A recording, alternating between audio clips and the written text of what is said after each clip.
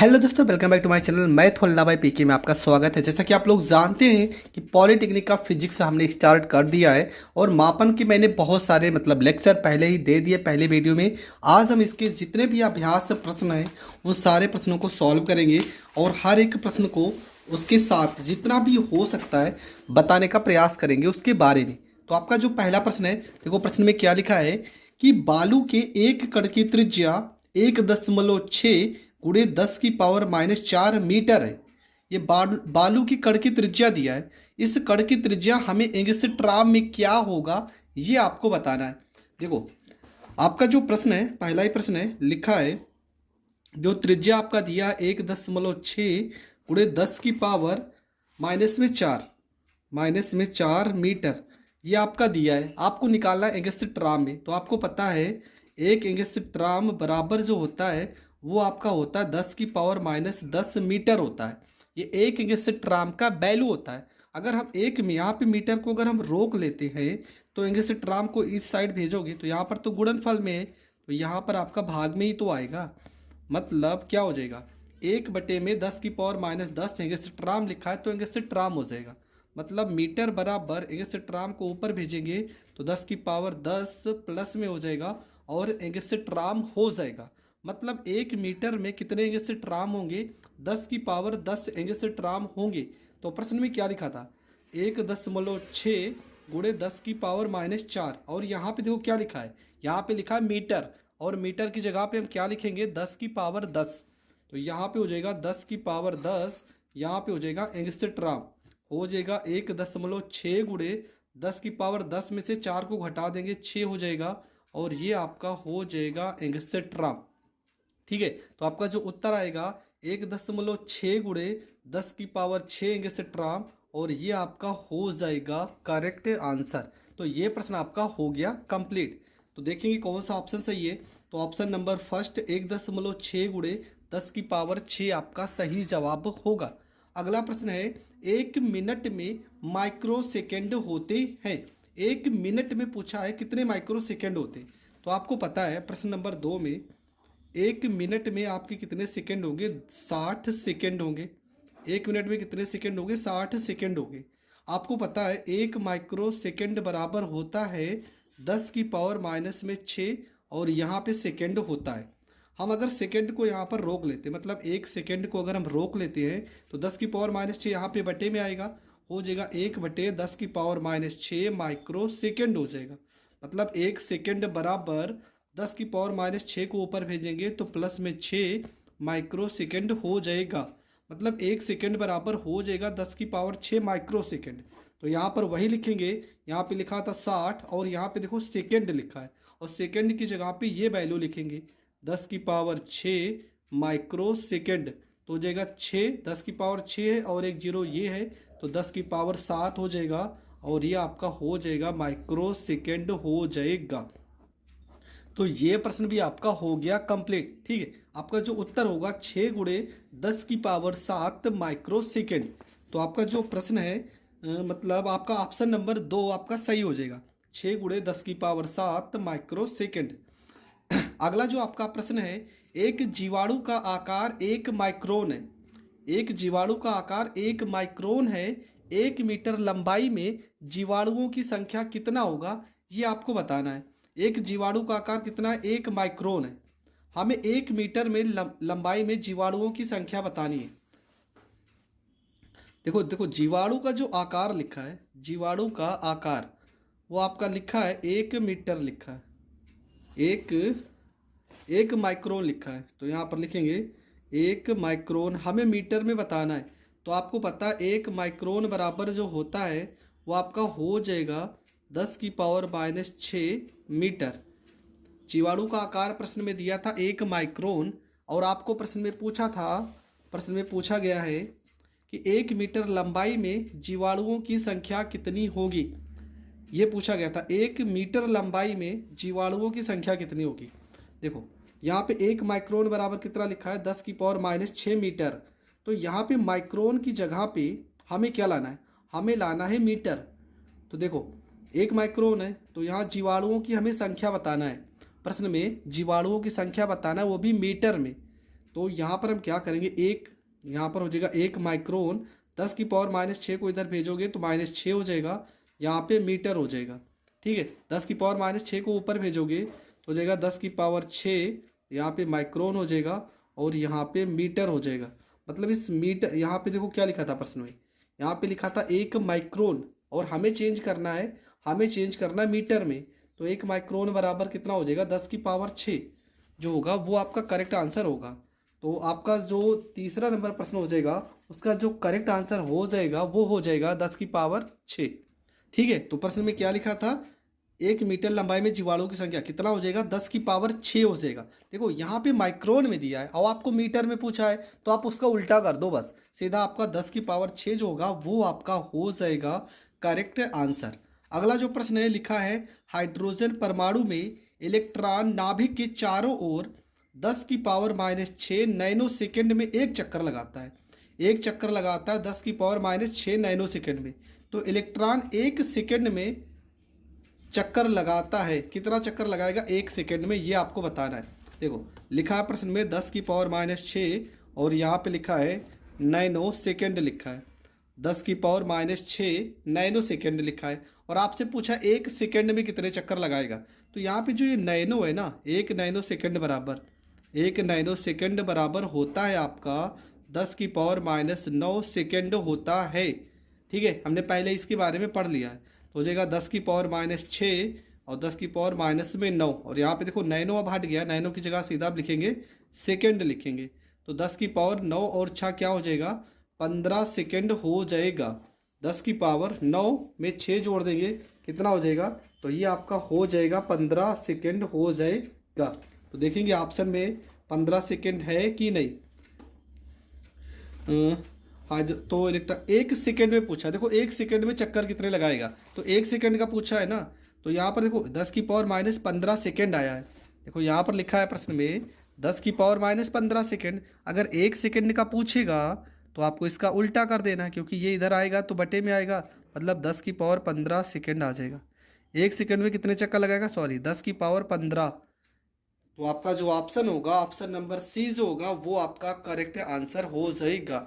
1 second में पूछा ना, तो 1 सेकेंड में आपका 10 की पावर 15 हो जाएगा। और वैसे भी मान लो आपका 10 की पावर -15 आ रहा था, यहाँ पर तो 10 की पावर -15 का कोई ऑप्शन है नहीं, एक ही ऑप्शन है वो भी प्लस में है, तो यही आपका सही हो जाएगा।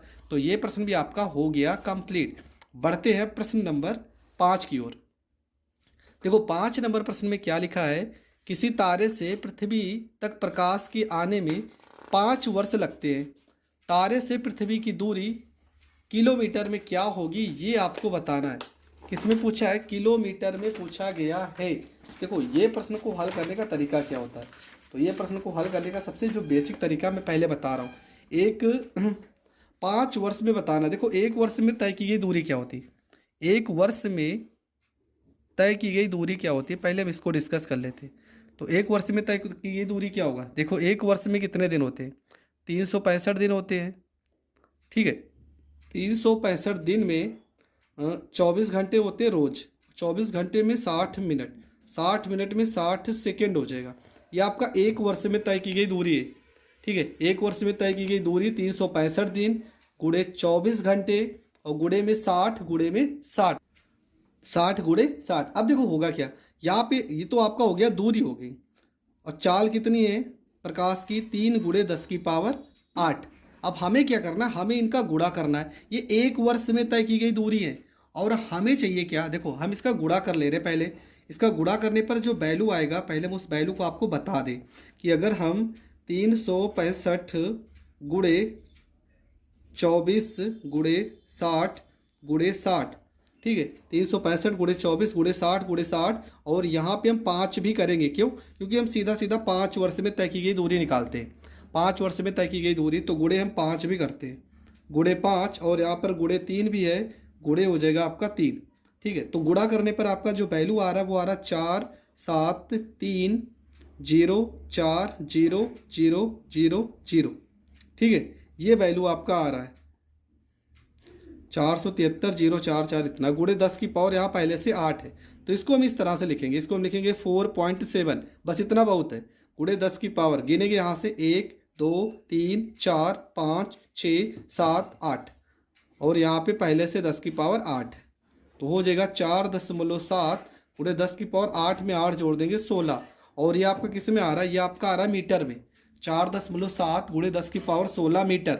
अब यहाँ पर देखेंगे 4.7 3 मतलब यही वाला होगा, गुणे 10 की पावर यहाँ पे 13, ठीक है। और हमें किस में निकालना है, किलोमीटर में। तो आपको पता है किलोमीटर में निकालने के लिए क्या होगा, किलोमीटर में निकालने के लिए 1000 से यहाँ पर भाग होगा, तो इसको आप लिख सकते हो 4.7 गुणे 10 की पावर 16, 1000 को ऊपर भेजोगे 10 की पावर -3 हो जाएगा, तो हो जाएगा 4.73 भी लिख सकते हो, गुणे 10 की पावर 16 में से 3 गया 13, और ये आपका जो दूरी आ गया ना, ये आपका आ गया किलोमीटर में। फार्मूला कौन सा लगा है, फार्मूला वही लगा, ये आपका क्या, ये आपका है चाल, और ये आपका पूरा क्या है, समय, चाल गुणे समय। क्यों, क्योंकि दूरी का फार्मूला क्या होता है, दूरी का फार्मूला जो होगा वो होगा चाल गुणे समय। तो ये प्रश्न भी आपका हो गया कंप्लीट। तो आपका जो ऑप्शन होगा वो आपका ऑप्शन नंबर सी हो जाएगा करेक्ट आंसर। इसके बाद का जो प्रश्न है उसमें क्या लिखा है, देखो उसके बाद का प्रश्न है, 1 माइक्रोन में एंगस्ट्रॉम की संख्या होगी, 1 माइक्रोन में एंगस्ट्रॉम की संख्या, तो 1 माइक्रोन में होता है 10 की पावर -6 मीटर होता है। और आपको पता है 1 एंगस्ट्रॉम बराबर होता है 10 की पावर -10 मीटर होता है। अगर हम यहाँ पर मीटर को रोक लेते हैं, इसको इस साइड भेजेंगे तो 1/10 की पावर -10, और यहाँ पर हो जाएगा एंगस्ट्रॉम हो जाएगा, मतलब 1 मीटर बराबर 10 की पावर 10 को ऊपर भेजेंगे प्लस हो जाएगा, और यहाँ पर एंगस्ट्रॉम हो जाएगा। तो यहाँ पर वही लिखेंगे, देखो 10 की पावर -6 है ना, 10 की पावर -6, और यहाँ पर क्या लिखा है मीटर, और मीटर बराबर कितना 10 की पावर 10, और यहाँ पर हो गया एंगस्ट्रॉम, 6 में से 4 घटा देंगे 10 की पावर 4 एंगस्ट्रॉम हो जाएगा। तो यहाँ पर हम उत्तर को चेक करेंगे, 10 की पावर 4 ऑप्शन में है, और ये आपका ऑप्शन नंबर जो पहला है वो आपका सही हो जाएगा। अगला प्रश्न क्या है, एंगस्ट्रॉम किस भौतिक राशि का मात्रक है, तो प्रकाश की तरंग दैर्घ्य का मात्रक एंगस्ट्रॉम होता है। प्रकाश का वेग जो होगा मीटर प्रति सेकेंड होगा, ध्वनि का वेग देखो प्रकाश का वेग और ध्वनि का वेग, अगर यहाँ पर पूछा एंगस्ट्रॉम किस भौतिक राशि का मात्रक है, तो प्रकाश की तरंग दैर्घ्य का मात्रक एंगस्ट्रॉम हो जाएगा, ठीक है। और दोनों प्रश्न के बारे में थोड़ा सा डिस्कस कर लेते हैं। देखो यहाँ पे लिखा है ध्वनि का वेग, जो ध्वनि का वेग होता है वो होता है 320 मीटर प्रति सेकेंड, या तो कहीं कहीं पर 332 मीटर प्रति सेकेंड भी लिखा मिलेगा। और सबसे ज़्यादा जो ध्वनि का वेग होता है वो आपका होता है इस्पात में। अगर प्रकाश के वेग की बात की जाए 3 गुणे 10 की पावर 8 मीटर प्रति सेकेंड होता है, और सबसे ज़्यादा किस में होता है, तो निर्वात में होता है। तो ये दोनों प्रश्न आपका हो गया कंप्लीट। और प्रश्न में पूछा गया था एंगस्ट्रॉम, तो ये आपका ऑप्शन नंबर बी जो होगा प्रकाश की तरंग दैर्घ्य का मात्रक होता है। इसके बाद का जो अगला प्रश्न है, देखो लिखा है मुख्य पैमाने के एक भाग की लंबाई 0.1 सेंटीमीटर है।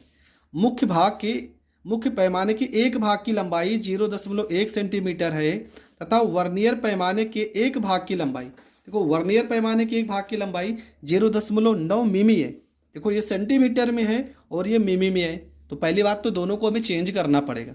वर्नियर स्थिरांक का मान क्या होगा, देखो मैंने पहले ही बताया था, इसके पहले की वीडियो में भी बताया था कि अगर आपने वो वीडियो नहीं देखा है वहाँ पर मैंने सारे फार्मूलों को डिस्कस किया था, तो वो वीडियो आप ज़रूर देख लीजिए। वैसे इस प्रश्न को सॉल्व कैसे करेंगे, तो चलो शुरू करते हैं।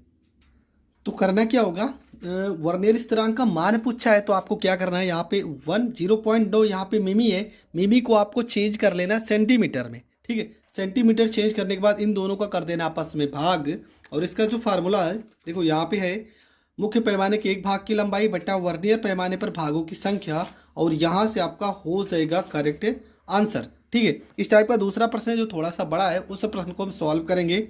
इसके बाद अगला प्रश्न है केल्विन किस राशि का मात्रक है। देखो विद्युत धारा का मात्रक होता है एम्पियर, विद्युत धारा का मात्रक होगा एम्पियर, ताप का मात्रक होगा केल्विन, तो आपका जो उत्तर हो जाएगा ताप का, ज्योति तीव्रता का मात्रक हो जाएगा आपका कैंडिला, ठीक है। इसके बाद का जो अगला प्रश्न है लिखा है लकड़ी के एक गुटके की लंबाई, चौड़ाई और ऊंचाई 20 सेंटीमीटर, 30 सेंटीमीटर और 10 सेंटीमीटर है। हमके एमकेएस प्रणाली में गुटके का आयतन ज्ञात करना है 20, 30 और 10।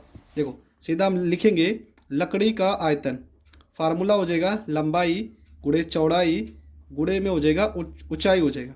तो लंबाई आपका 20 है, 30 है, 10 है, 20 यहाँ पे 30 यहाँ पे 10 हो जाएगा, 2 या 6 कम 6 1 2 3 3 जीरो हो जाएगा, और ये आपका आ गया सेंटीमीटर का, यहाँ पर क्यूब आ गया।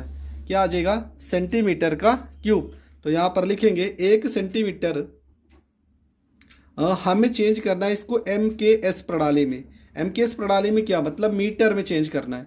यहाँ पे सेंटीमीटर में दिया है, तो आपको पता है 1 मीटर 1 सेंटीमीटर बराबर होता है 10⁻⁻² मीटर होता है। और यहाँ पर सेंटीमीटर का क्यूब है, मतलब 6 × 10⁻1 2 3, तो इससे हम लिखेंगे। और सेंटीमीटर का क्यूब मतलब 10⁻² मीटर का क्यूब करेंगे, तो हो जाएगा 6 × 10⁻³ 10⁻² का क्यूब करोगे 10⁻6 मीटर का क्यूब हो जाएगा। मतलब 6 × 10⁻6 में से 3 जाएगा -3 और मीटर का क्यूब आ जाएगा। तो 6 × 10⁻³ मीटर का क्यूब आपका हो जाएगा करेक्ट आंसर। तो आपका जो ऑप्शन होगा ऑप्शन नंबर ए 6 × 10⁻³ मीटर का क्यूब जो होगा वो आपका करेक्ट आंसर हो जाएगा। इसके बाद जो अगला प्रश्न है प्रश्न नंबर 11। इस तरह के प्रश्न आपके पेपर में आते नहीं, कोई मतलब नहीं है, ठीक है। तो इस तरह के प्रश्न आपको इग्नोर करना है। और मान लो आपको तब भी अगर आपको जानना होगा तो आप कमेंट करना, मैं बता दूंगा। थोड़ा सा प्रोसेस लंबा है तो मैं आपको टाइम बर्बाद करना नहीं चाहता इस तरह के प्रश्न बता के, ठीक है। लेकिन फिर भी अगर आपको जानने की इच्छा होगी तो आप कमेंट करना, इस प्रश्न को भी हम सॉल्व कर देंगे। अगला जो प्रश्न है वो है आपका प्रश्न नंबर 12। तो 12 नंबर प्रश्न में क्या लिखा है? तो 12 नंबर जो आपका प्रश्न है देखो लिखा है कि किसी सूक्ष्मदर्शी के मुख्य पैमाने को 0.4 मिमी के भागों में विभक्त किया गया। मुख्य पैमाने को 0.4 मिमी के भागों में विभक्त किया गया, तो वर्नियर पैमाने के 50 भाग मुख्य पैमाने के 49 भागों के समान है। सूक्ष्मदर्शी का अल्पतमांक क्या होगा? तो इसका जो फार्मूला है, तो फार्मूला अल्पतमांक, देखो अल्पतमांक का फार्मूला होता है अल्पतमांक बराबर होगा मुख्य पैमाने का 1 भाग। तो मुख्य पैमाने का 1 भाग माइनस वर्नियर पैमाने के 1 भाग का मान। देखो मुख्य पैमाने का 1 भाग क्या दिया? 0.4 मिमी। तो यहाँ पर लिखेंगे 0.4 माइनस वर्नियर पैमाने के 1 भाग का मान कैसे निकालेंगे? तो 0.4 गुणे कितना दिया था? 49 भागों में 50, मतलब 49 भागों में 50। इस फार्मूले से इसको हम सॉल्व करेंगे। देखो यहाँ से हम क्या कर सकते हैं, यहाँ से 0.4 को हम कर लेते हैं कॉमन। तो यहाँ पे 1 माइनस में 49/50 आ जाएगा। 0.4 50 से कम 50 में से 49 घटाओगे तो 1/50 आ जाएगा, मतलब आ जाएगा 0.4 बटे में हो जाएगा 50। अगर इसको हम सॉल्व करना चाहें, दशमलव हटा देते हैं तो 4 बटे में आ जाएगा 500। यहाँ पे दशमलव हटाएंगे तो नीचे एक 0 बढ़ेगा। अब 5 को अगर हम 4 में भाग करते हैं तो आपको पता है 0.8 आएगा। यहाँ पे 2 0 है तो 2 अंक और दशमलव खिसक जाएगा, मतलब 0.008 आएगा। तो आपका जो ऑप्शन होगा कुछ इस तरह से, यहाँ पे इस तरह से नहीं होगा, आपको इसी तरीके से सॉल्व करना होगा। देखो इस तरीके से सॉल्व हुआ नहीं तो कहीं ना कहीं घोड़ा में गलती होगी। आपको ये पूरा भाग सॉल्व कर लेना है। इस पूरे भाग को सॉल्व करोगे तो आपका जो उत्तर आएगा 0.39 मिमी आएगा, क्योंकि सवाल जो था वो मिमी में दिया था तो उत्तर भी आपका मिमी में ही आएगा। आपका ये फार्मूला है और ये आपका कॉन्सेप्ट है, ठीक है। मुख्य पैमाने का 1 भाग कितना है? 0.4। 1 भाग का मान कैसे निकालेंगे? तो जो आपका वैल्यू दिया होगा और कुल भागों की संख्या में जो ऊपर छोटा वैल्यू होगा उसे आपको रखना है। इसके बाद का सवाल है, एक कण 17 सेकेंड में 1260 मीटर दूरी तय करता है। हमें उत्तर जो बताना है वो सार्थक अंक में बताना है। तो ये आपके 4 ऑप्शन है। 17 सेकेंड में 1260 मीटर की दूरी तय करता है। चाल पूछा है तो आपको पता है चाल का फार्मूला क्या होता है? चाल बराबर होता है आपका दूरी बटे में समय, ठीक है। तो दूरी आपका कितना दिया है? दूरी आपका दिया 1260 दिया है और समय आपका दिया 17 सेकेंड दिया है। 17 से इसको काटेंगे तो 17 × 5 = 85, 17 × 102, 17 × 7 = 119, 17 × 7 = 119 आ जाएगा, मतलब पूरा तो कटेगा नहीं। और 19 यहाँ पे हम भाग करते मान लो 17 से तो 17 × 7 आ जाएगा 119 आ जाएगा। 16 में से 9 जाएगा 7, ये कट जाएगा, यहाँ पे 0। 17 × 5 = 17 चौको दिया 39, 17 का 17 34, 17 51, 17 चौको 68 और यहाँ पे आ गया 2, दशमलव लगाएंगे 0, 17 एकम 17, यहाँ पर 3 आएगा, फिर 17 एकम 17, मतलब 74.11। तो कोई ऑप्शन ऐसा देखो 74.11 मीटर प्रति सेकेंड, बस यही आपका उत्तर हो जाएगा, ठीक है। 74.11। अब इससे ज़्यादा तो हमें यहाँ पे देखो, एक तो ये भी है 74.1 मीटर प्रति सेकेंड और एक आपका 74 मीटर प्रति सेकेंड है और एक आपका 74.4 मीटर प्रति सेकेंड है। लेकिन प्रश्न में आपको पूछा क्या था, तो प्रश्न में आपका पूछा था कि इसका जो उत्तर है वो आपको बताना है किस में, आपको उत्तर बताना है कि सार्थक अंक में। तो सार्थक अंक में बताने के लिए आपको क्या करना है, सबसे पहली चीज़ सार्थक अंक में बताना है। तो सार्थक अंक का मतलब होता है कितना कम से कम वैल्यू में आप लिख सकते हो, ठीक है। जैसे यहाँ पे लिखा है 74.11, ये तो आपको डिवाइड करने पर पूरा वैल्यू आ रहा है। तो सार्थक अंक में पूछा उचित सार्थक अंकों में इस कण की चाल क्या होगी, तो आपका जो ऑप्शन होगा वो हो जाएगा 74 मीटर प्रति सेकेंड, ठीक है। 74 मीटर प्रति सेकेंड। हम इस ऑप्शन को भी नहीं रख सकते। अगर यहाँ पे सार्थक अंक ना पूछा होता तो पहला ऑप्शन तो सही था, पर सार्थक अंक पूछा है तो ऑप्शन नंबर सी आपका हो जाएगा करेक्ट आंसर। जैसे ये सवाल है, घन की भुजा आपका दिया 1.2 सेंटीमीटर का क्यूब, घन का आयतन शुद्ध सार्थक अंक में बताना है। तो देखो भुजा कितना दिया है, भुजा आपका दिया 1.2 और घन के आयतन का फार्मूला क्या होता है, भुजा का घात 3। 1.2 को अगर क्यूब करेंगे तो आएगा 1728 आएगा, ठीक है। 12 का क्यूब करोगे 1728 आएगा, 3 अंक पे दशमलव भी आएगा, 1 2 3, 3 अंक पे दशमलव आ गया। अब सवाल में देखो कितने अंक दिए थे सार्थक अंक, 2, तो उत्तर में भी आपको 2 सार्थक अंक मतलब 1.7। ऑप्शन में अगर 1.7 होगा तो 1.7 सेंटीमीटर का क्यूब, ये आपका ऑप्शन जो होगा वो सही माना जाएगा, 1.7 सेंटीमीटर का क्यूब, ठीक है। तो ये प्रश्न आपका हो गया कंप्लीट। इसके बाद आपका जो अगला प्रश्न है, अगले प्रश्न में क्या लिखा है, तो अगला प्रश्न जो है उसमें लिखा है लीटर किस पद्धति का मात्रक है, लीटर किस पद्धति का मात्रक है। देखो एमकेएस का तो है हो नहीं सकता, और एक लिखा है ब्रिटिश एक भारतीय। लीटर जो है मीटरी पद्धति का मात्रक है, तो ऑप्शन नंबर जो ए होगा वो आपका करेक्ट हो जाएगा। इसके बाद अगला जो प्रश्न है उसमें लिखा है कि एम्पियर, ठीक है, एम्पियर वैद्युत धारा का मात्रक है, किसमें मात्रक है, तो एक ऑप्शन लिखा है सीजीएस पद्धति में, एफपीएस पद्धति में, एमकेएस पद्धति में, एसआई पद्धति में। तो आपका जो सही उत्तर हो जाएगा वो हो जाएगा एसआई पद्धति में, ठीक है। एमकेएस जो मात्रक होगा वो आपका होगा एसआई पद्धति में। तो ये प्रश्न भी आपका हो गया कंप्लीट, ठीक है। एमपीएस वैद्युत धारा का मात्रक होगा एसआई पद्धति में। अगला प्रश्न, एक इलेक्ट्रॉन का द्रव्यमान 9.11 गुणे 10 की पावर -26 ग्राम है, 9.11 गुणे 10 की पावर -26 ग्राम है। तो 1 ग्राम में इलेक्ट्रॉन होंगे, तो 1 ग्राम में कितना इलेक्ट्रॉन होंगे ये आपका पूछा है। तो यहाँ पे हम इस सवाल को कैसे करेंगे, तो देखो यहाँ पर लिखेंगे द्रव्यमान, प्रश्न में लिखा है इलेक्ट्रॉन का द्रव्यमान, तो ये आपका जो वैल्यू है ये आपका लिखा है 9.11 गुणे 10 की पावर -26, यहाँ पे लिखा है ग्राम।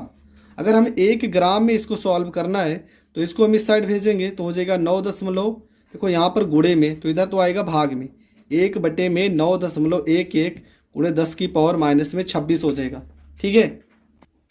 और अगर इसको हम सॉल्व करते हैं तो आपका जो वैल्यू आएगा लगभग, देखो इसका जो वैल्यू आएगा 9.11 को इसमें भाग करोगे 10 की पावर 26 ऊपर जाएगा तो प्लस हो जाएगा, ठीक है। 10 की पावर -26 को ऊपर भेजेंगे प्लस हो जाएगा, और इसमें भाग करोगे तो देखो ये ऑप्शन में लिखा है 25, ये तो होगा नहीं, 27 होगा नहीं, 23 होगा नहीं, एक ही ऑप्शन है 10 की पावर 26 का। तो और इसका आगे का जो गुणा भाग करोगे आप 0.1097 आ जाएगा, तो ये आपका हो जाएगा करेक्ट आंसर।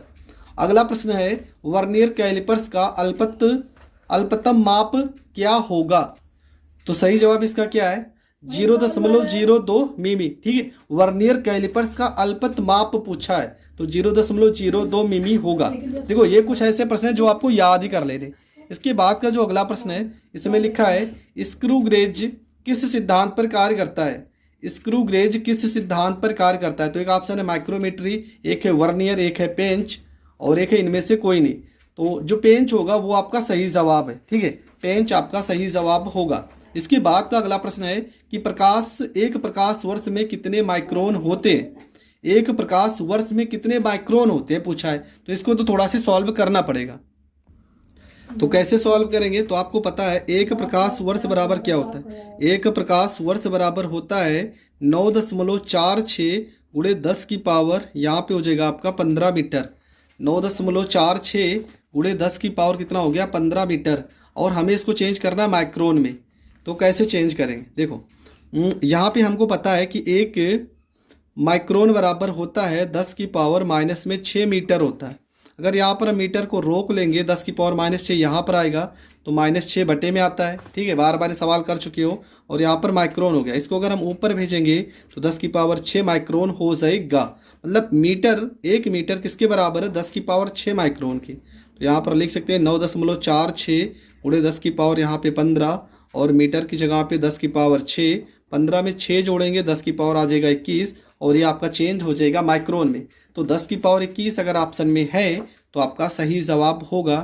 तो 10 की पावर यहाँ पर 21 तो नहीं है प्रश्न में, कितने माइक्रोन होते हैं? तो यहाँ पर अगर 0.9 को भी लिखे होंगे साथ में तो वही आपका 20 आ गया होगा।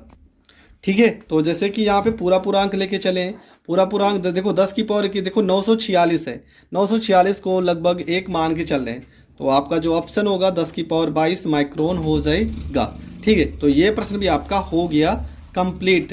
इसके बाद आपका जो प्रश्न है देखो 20 नंबर तक मैंने सारे प्रश्न बता दिए, अभी भी लगभग आपका प्रश्न 45 प्रश्न है और 45 प्रश्न अभी भी आपके बचे हैं, वो नेक्स्ट वीडियो में बताएंगे क्योंकि वीडियोज हो रहा है बहुत ज़्यादा लंबा हो जा रहा है। तो नेक्स्ट वीडियो देखना ना भूलें। अगर वीडियो पसंद आती है तो प्लीज़ चैनल को ज़्यादा से ज़्यादा लोगों तक शेयर करें और चैनल पर नए हैं तो चैनल को सब्सक्राइब करें। जय हिंद, जय भारत।